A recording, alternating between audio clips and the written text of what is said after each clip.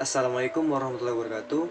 Halo semua, perkenalkan nama saya Usabul Hakim, biasa dipanggil Sabil, dengan NIM 23020100013. Saya berasal dari Provinsi Kepulauan Riau, tepatnya di Kota Tanjung Pinang. Saya lahir di Kota Tanjung Pinang dan besar pun di Kota Tanjung Pinang. Saya berkuliah di Universitas Maritim Raja Ali Haji, Fakultas Ilmu Kelautan dan Perikanan, Prodi Ilmu Kelautan. Nah, pada kesempatan kali ini saya akan membahas tentang materi yaitu pembagian wilayah laut. Laut adalah sekumpulan air yang sangat luas yang memisahkan atau menghubungkan antara benua atau pulau di mana perairan laut meliputi teluk, selat, dan samudra. Yang pertama itu ada pembagian wilayah laut berdasarkan letaknya. Pembagian wilayah laut berdasarkan letaknya itu ada laut tepi, ada 3, yaitu laut tepi, laut tengah, dan laut dalam. Laut tepi adalah laut yang terletak pada tepi benua serta dipisahkan dari samudera oleh berbagai pulau atau semenanjung. Biasanya, laut tepi ini mempunyai salinitas yang sedang.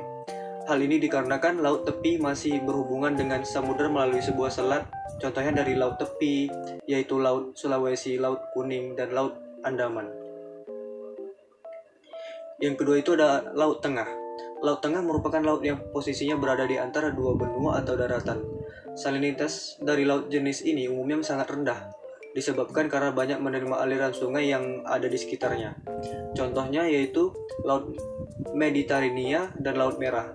Laut Mediterania berada di antara Eropa dan Afrika, sementara Laut Merah berada di antara Asia dan Afrika. Dan yang ketiga itu ada Laut Pedalaman. Laut pedalaman adalah laut yang hampir seluruhnya dikelilingi oleh daratan. Laut pedalaman ini letaknya jauh di tengah-tengah benua. Laut yang berada di pedalaman ini sangat rentan dengan penyusatan. Contohnya yaitu Laut Kaspia dan Laut Mati. Dan yang kedua ada pembagian wilayah laut berdasarkan zonasi atau kedalaman.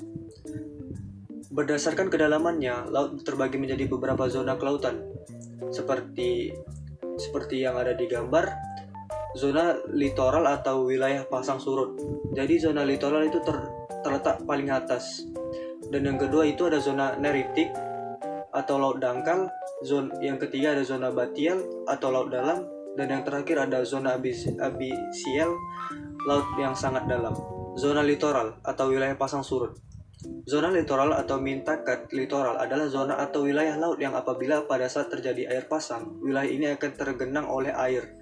Dan pada saat terjadi air surut, wilayah ini akan mengering dan berubah menjadi pantai. Oleh karena itulah, maka zona ini seringkali disebut dengan daerah pasang surut. Zona neritik atau laut dangkal. Zona neritik adalah wilayah perairan dangkal yang terletak dekat dengan pantai. Kedalaman dari zona ini adalah berkisar antara 50 hingga 200 meter. Kawasan ini dapat tertembus sinar matahari dengan sangat baik, sehingga menjadikannya sebagai habitat yang sangat cocok bagi berbagai jenis spesies laut seperti ubur-ubur, fitoplankton, zooplankton, rumput laut, serta jenis spesies yang lainnya. Zona batial atau laut dalam. Zona batial merupakan wilayah perairan yang memiliki kedalaman yang berkisar antara 200 hingga 2000 meter.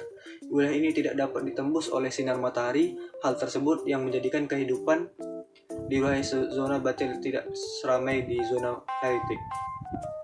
Zona abisial atau laut sangat dalam. Ini merupakan bagian laut yang memiliki kedalaman lebih dari 2000 meter. Wilayah ini memiliki suhu yang sangat dingin. Hal inilah yang menjadikan zona abisal hanya memiliki beberapa spesies hewan laut. Dan di zona ini tidak dapat ditemui spesies tumbuh-tumbuhan laut. Contoh spesies yang dapat hidup di zona ini adalah anglerfish, di mana biota laut tersebut dapat menghasilkan cahayanya sendiri untuk berkomunikasi dan mencari mangsanya. Dan yang ketiga itu ada pembagian wilayah laut berdasarkan intensitas cahaya. Laut dibagi menjadi 3 jenis menurut intensitas cahaya matahari, yaitu ada zona fotik, zona twilight, dan zona afotik. Zona fotik ini memiliki kedalaman kurang dari 200 meter sehingga cahaya matahari mudah masuk. Dan zona twilight memiliki kedalaman 200 sampai 2000 meter sehingga cahaya matahari yang masuk lebih sedikit dari zona fotik. Dan zona afotik memiliki kedalaman lebih dari 2000 meter sehingga cahaya matahari tidak dapat masuk sehingga lebih gelap dari zona lainnya. Berikut ini ada contoh gambaran dari intensitas cahaya yang ada di laut. Berikut yang terakhir itu ada pembagian wilayah laut berdasarkan permukaan secara vertikal dan horizontal. Secara vertikal, zona itu terbagi menjadi 5 jenis, yaitu yang pertama ada zona epipelagik, yang kedua ada zona mesopelagik, yang ketiga zona batiopelagik, dan yang keempat zona bisal pelagik, dan yang kelima ada zona hadal pelagik. Sedangkan yang horizontal terbagi menjadi dua, yaitu zona neretik dan zona oseanik. Zona epipelagik berada di antara permukaan laut hingga kedalaman 200 meter, dan zona mesopelagik berada di kedalaman 200 sampai 1000 meter. Zona batiopelagik berada di kedalaman 200 sampai 2500 meter, dan zona abyssal pelagik berada di kedalaman 4000 meter.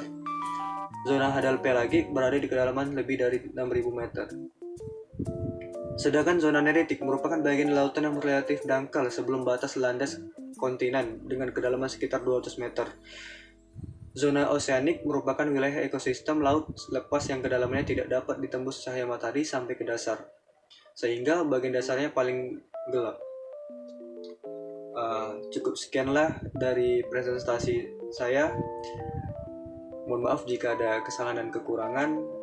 Wabillahi taufiq wal hidayah. Wassalamualaikum warahmatullahi wabarakatuh.